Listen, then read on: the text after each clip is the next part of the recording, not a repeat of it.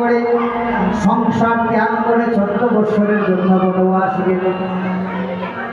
আমাদেরকে দেখিয়ে গেলেন, দেখে নাও ওহে, দেখে নাও কলির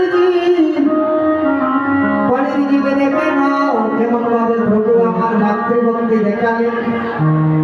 পিতার আদেশ রাখার জন্য প্রভু 14 বছরের বনবাস। স্ত্রী সীতা দেবী এসে বলছেন, প্রভু গো, তুমি যদি আমাকে ছেড়ে চলে যাও, আমি কাকে নিয়ে সংসার করব?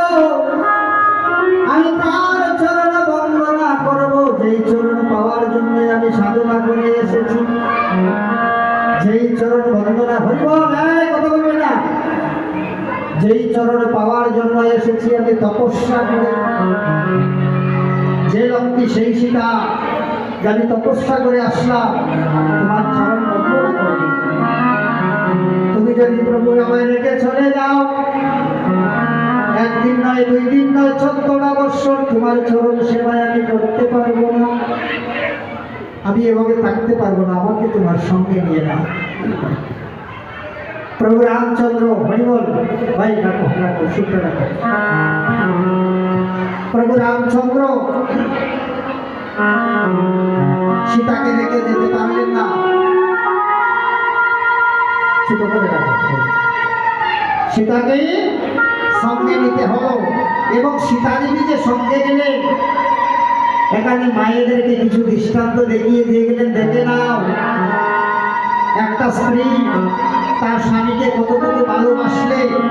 একটা রাজার মেয়ে হয়ে রাজ সিংহাসন চাইল না, রাজ স্বামী চাইল না, রাজ পোশাক চাইল না, সব কিছু ত্যাগ করে স্বামীর চরণে দেহ মনোপ্রাণ অর্পণ করে 14 বৎসরের জন্য বনবাস।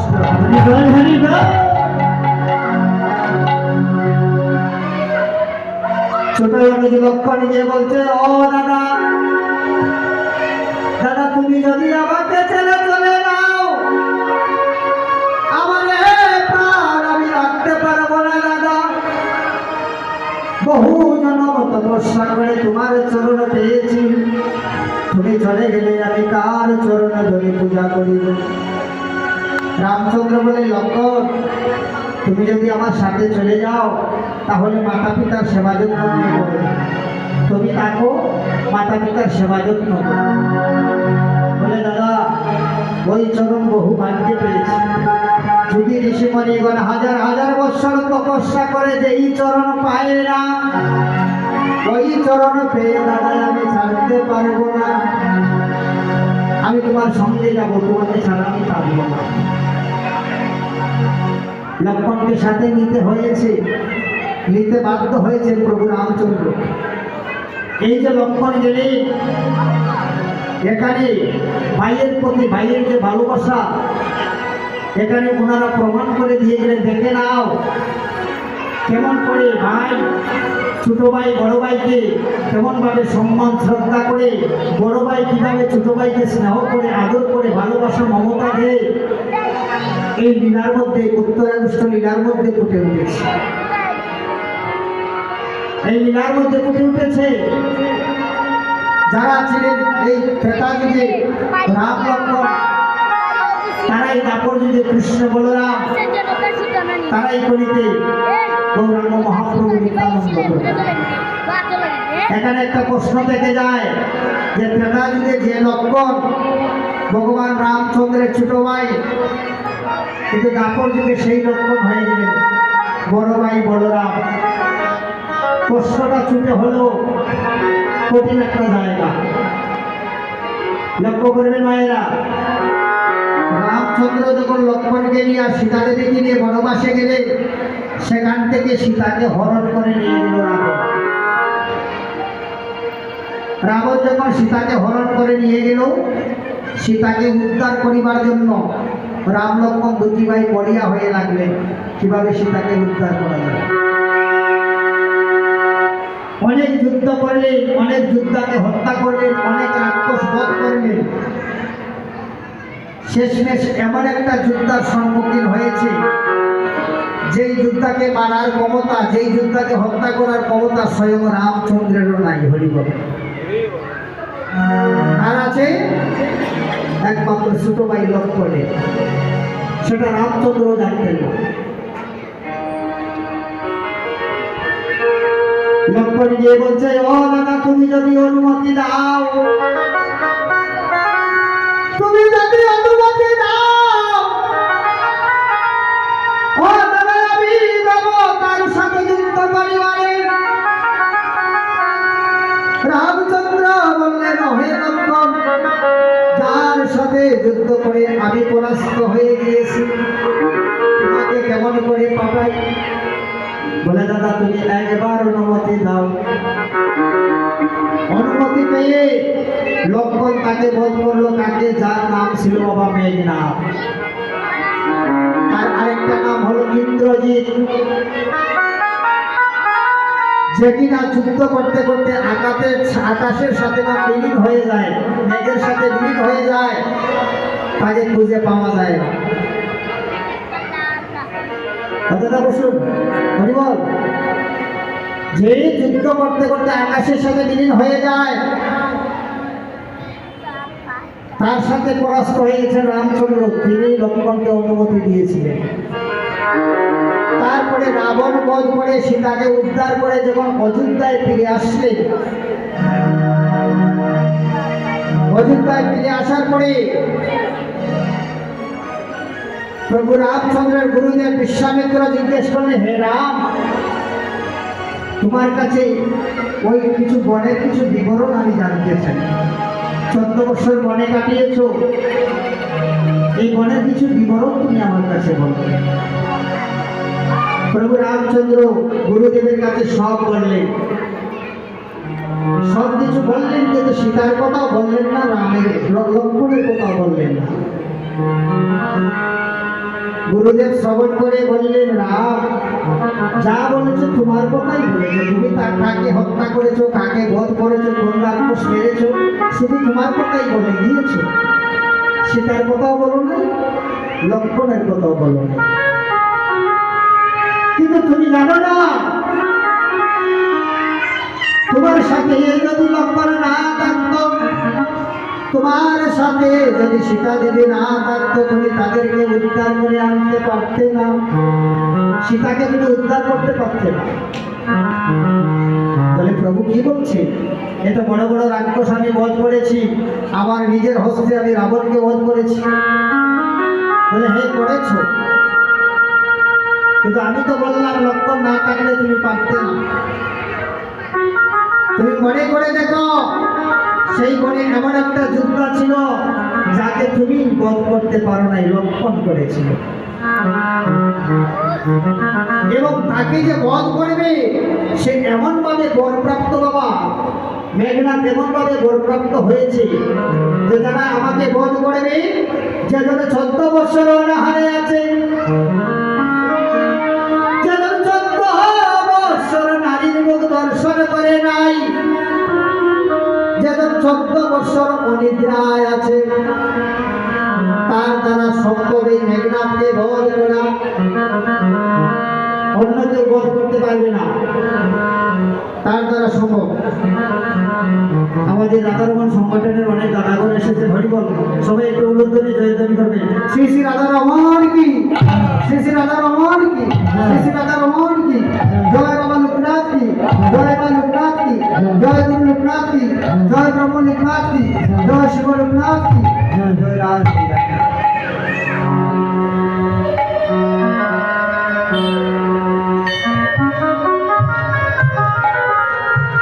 তখন তাকে অনাহারে অনিদ্রায় তাকিয়া লক্ষ্মণই তাকে বধ করেছিল। রামচন্দ্র বললেন, আমি সেটা মানি না। যে কেন মানো না?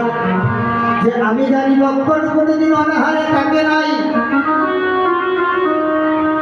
আমি তাকে না দিয়ে নিজে কখনো আহার করি নাই। রামচন্দ্র বললেন, গুরুদেব আবার অনুজ লক্ষ্মণকে না দিয়ে আমি কোনোদিন আহার করি নাই। পঞ্চবটি বনে যখন আমরা গেলাম, 2টা কুটির নির্মাণ করলাম। একটা কুটিরে সীতা দেবী লক্ষ্মণ, আর একটা কুটিরে থাকতো।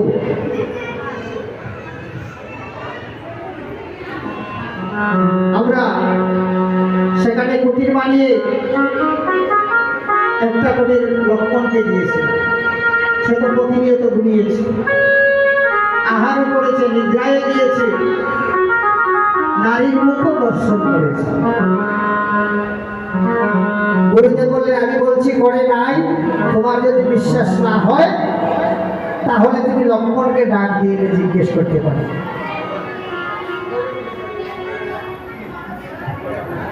হ্যাঁ, তাহলে তুমি তাকে ডাক দিয়ে জিজ্ঞেস করতে পারো। প্রভু রামচন্দ্র লক্ষ্মণকে ডাক দিলেন, লক্ষ্মণ আসলো। আসার পরে লক্ষ্মণকে বললেন, বলো লক্ষ্মণ, আমরা যখন বনবাসে যাই আমাদের সঙ্গে নারী ছিল। গুরুদেব বললেন, তুমি নাকি নারীর মুখ 14 বছর দর্শন করো নাই। লক্ষ্মণ বলছে, দাদা তো আমি সত্যি করে বলি, আমি 14 বছর নারীর মুখ দর্শন করি নাই। তোমার যদি বিশ্বাসে না হয় দাদা, আমি তোমায় বলে যাই, যেদিন সীতা হরণ হয়ে গেল, যেদিন সীতা হরণ হয়ে যায়, সেদিন সীতার গলার হার তুমি পেয়েছিলে। ওই গলার হার পেয়ে আমাকে দেখিয়েছিলে, লক্ষ্মণে দেখে নাও, ওইটা দেবীর গলার হার, সীতার গলার হার। আমি বলেছিলাম, দাদা আমি চিনতে পারি নাই, কারণ সীতা দেবীর চরণ ছাড়া তার বদন আমি কোনোদিন দর্শন করি নাই। আমি শুধু তার চরণ পূজা করেছি, তার বদন কোনোদিন দেখি নাই। বলে, তাহলে তুমি বলেছ অনিদ্রায় ছিলে, তুমি তো কুটিরে আমরা যে লতা পাতা দিয়ে কুটির তৈরি করেছিলাম ওইটাই তুমি নিদ্রায় গিয়েছো। বলে, দাদা আমি নিদ্রায় যাইনি। বলে, কেন? যে শুনো দাদা, আমি বলে যাই, তোমার যদি বিশ্বাস না হয় তাহলে তুমি নিদ্রা দেবীকে আহ্বান করো। যখন আমি তোমার সাথে 14 বৎসরের জন্য বনবাসে যাই, আমি নিদ্রা দেবীর কাছে আহ্বান করেছিলাম, হে দেবী, আমার পিতার মতো বড় ভাইয়ের সাথে বনবাস কাটছি, যদি বনবাসে যাইয়া আমার নিদ্রা চলে আসে, এই বনের মধ্যে গহীন বনে ভয়ঙ্কর বাঘ আছে, ভয়ঙ্কর প্রাণী আছে, যদি আমার বড় ভাইয়ের কোনো ক্ষতি করে, যদি বাঘ এসে কামড় দেয়, যদি মশা এসে কামড় দেয়, যদি সর্প এসে দংশন করে, এই জন্য নিদ্রা দেবীর কাছে আহ্বান করেছিলাম, হে দেবী, যতদিন আমার পিতার মতো বড় ভাইয়ের সাথে আমি থাকবো, ওই 14 বছর আমার নিদ্রা যেন নয়নে না আসে। বলে, তাও মানলাম, ঠিক আছে, তুমি নিদ্রায় যাও নাই, কিন্তু তুমি বলেছো অনাহারে রয়েছো, তুমি তো অনাহারে থাকো নাই, তোমাকে না দিয়ে তো কোনোদিন আমরা সেবা করি নাই। তুমি ফল কুড়িয়ে এনেছো, আমার হাতে দিয়েছো, প্রথম খাবারটা আমি তোমার হাতে দিয়েছি। বলে, হ্যাঁ দাদা দিয়েছি। দিয়ে কি বলেছো? ধরো লক্ষ্মণ। ধরো লক্ষ্মণ বলেছো দাদা, আমি ধরে রেখে দিয়েছি। তুমি তো আমার বড় ভাই গুরুজন, তুমি খাওয়ার অনুমতি না করলে তো আমি খেতে পারি না, তুমি ধরো বলেছো, আমি ধরে রেখেই দিয়েছি। দেখুন ভক্তগণ কেমন ভক্তি, কেমন শ্রদ্ধা বড় ভাই ছোট ভাইয়ের প্রতি। খাবার কথা বলে নাই, খায় নাই, ধরে রেখে দিয়েছে। রামচন্দ্র বললেন, আমি বিশ্বাস করি না। বলে, তুমি যদি বিশ্বাস না করো তাহলে দাদা ওই বনের মধ্যে যে 14 বৎসরের ফলগুলা রাখা আছে ওইগুলা এনে গণনা করে দেখতে পাবে। কে যাবে 14 বৎসরের ফল একত্রিত করা? হনুমানকে অনুমতি দিলেন। হনুমান যাইয়া 14 বৎসরের ফল একত্রিত করে অযোধ্যায় নিয়ে আসলো। আসার পরে 14 বৎসরের ফল গণনা করা হলো। গণতে গণতে দেখা গেল 7টা ফল গণনায় কম হয়ে গেছে। 14 বৎসরের মধ্যে 7টা ফল কম। রামচন্দ্র লক্ষ্মণকে বললে, তাহলে তুমি 7 দিনের ফল পেয়েছ। লক্ষ্মণ, ও দাদা, আমি 7 দিনের ফল খাই নাই। 7 দিনের ফল আমি খাই নাই দাদা, আমি তোমাকে বিবরণ বলে যাব। আমি তোমাকে বিবরণ বলে যাই। ওই 7 দিনের ফল যে আমি খাই নাই দাদা, তুমি মনে করে দেখো দাদা, যদি আমাদের সীতা হরণ হয়ে যায়, যদি সীতা হরণ হয়ে যায়, সীতার বিরহে তুমি সীতা সীতা বলে কেঁদেছিলে, আমিও দেবী দেবী বলে কেঁদে আকুল হয়ে গিয়েছিলাম। সেদিন সীতার বিরহে দুঃখী ভাই, তুমিও আহার করো নাই, আমিও আহার করি নাই। ও দাদা, মনে করে দেখো, যেদিন আমাদের পিতা মারা যায়, যেদিন আমাদের পিতা মারা গেল, পিতার মৃত্যু সংবাদ যেদিন শুনলাম, ও দাদা, সেদিন তুমিও আহার করো নাই, আমিও আহার করি নাই। ও দাদা, মনে করে দেখো, যেদিন আমাদেরকে সর্প দিয়া বন্ধন করেছিল, সেদিন তুমিও আহার করো নাই, আমিও আহার করি নাই। ও দাদা, মনে করে দেখো, যেদিন আমার গায়ে শক্তিশালী লেগেছিল, সেদিন তুমি ভাই ভাই বলে কেঁদে কেঁদে পাগলের মতো হয়ে গিয়েছিলে। ও দাদা, সেদিন তুমিও আহার করো নাই, আমিও আহার করি নাই। ও দাদা, মনে করে দেখো, যেদিন মহিলা বনমালীকে পাতালপুরীতে নিয়ে যায়, সেদিন তুমিও আহার করো নাই, আমিও আহার করি নাই। ও দাদা, মনে করে দেখো, যেদিন মায়া সীতা তৈরি করে সীতার মস্তক কেটে আমাদেরকে দেখিয়েছিল, আমরা ভেবেছিলাম সত্যিকারের সীতাকে কেটে ফেলেছে। সীতার বিরহে সেদিন তুমিও আহার করো নাই, আমিও আহার করি নাই। আর দাদা, যেদিন আমরা সীতাকে উদ্ধার করলাম, দেবীকে যেদিন আমরা উদ্ধার করি, আনন্দে আনন্দে দিন চলে যায়, রাত্র চলে যায়, সেদিনও আমরা আহার করে নাই। তাই গণনায় 7 দিনের ফল কম হয়ে গিয়েছে।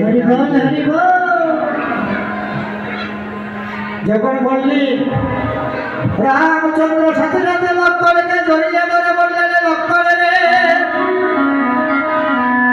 ও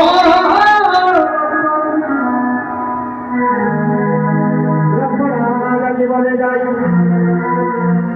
চন্দ্র সূর্য সাক্ষী রেখে বলে যায়, এই পরের জন্মে আমার যখন জন্ম হবে, আবার আমি যতবার অবতার হব, যতবার আমি অবতীর্ণ হব, যতবার অবতার হব, ততবার তুমি আমার ছোট ভাই হয়ে নয়, তুমি আমার বড় ভাই হয়ে জন্ম দিও। গোবিন্দা হে,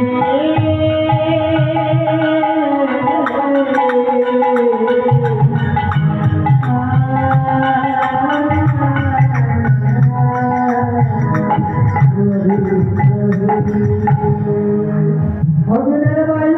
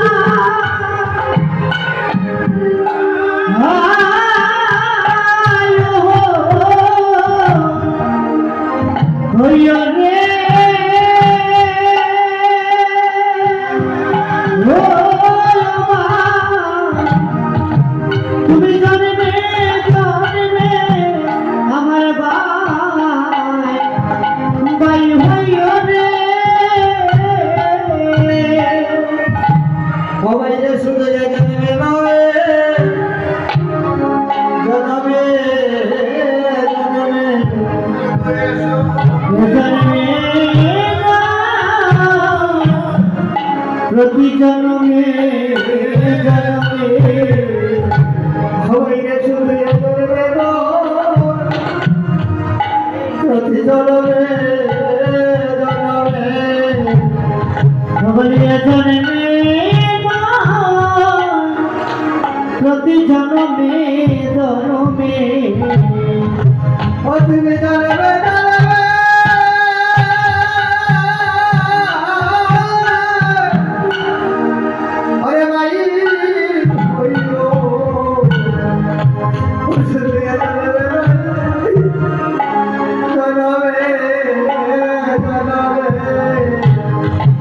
বলি জন্মে জন্মে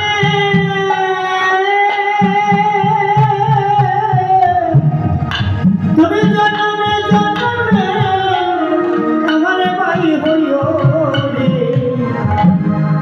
শুধু জন্মে নয় প্রতি জন্মে জন্মে ও তুমি ভাই হইয়া আমার আশা পুরে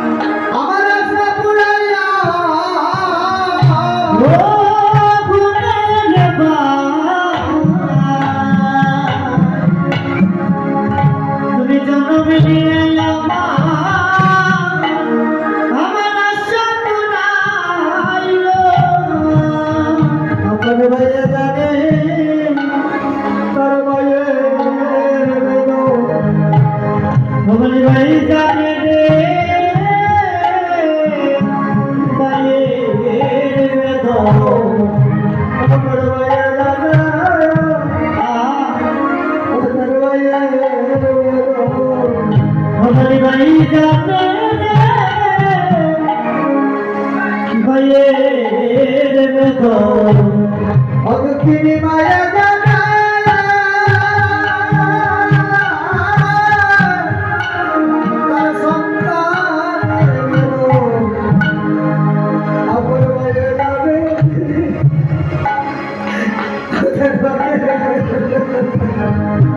দক্ষিণী ময়দানে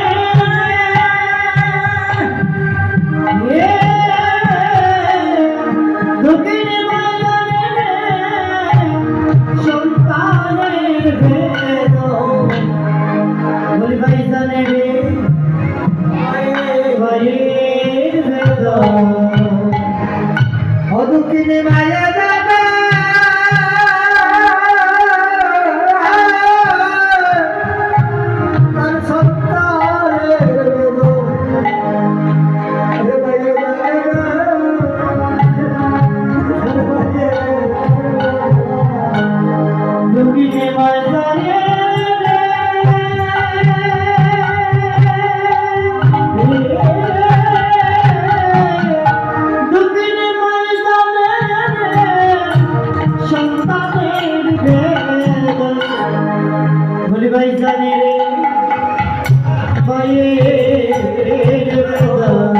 ভাইয়া তোমার সঙ্গ ছাড়া আমায়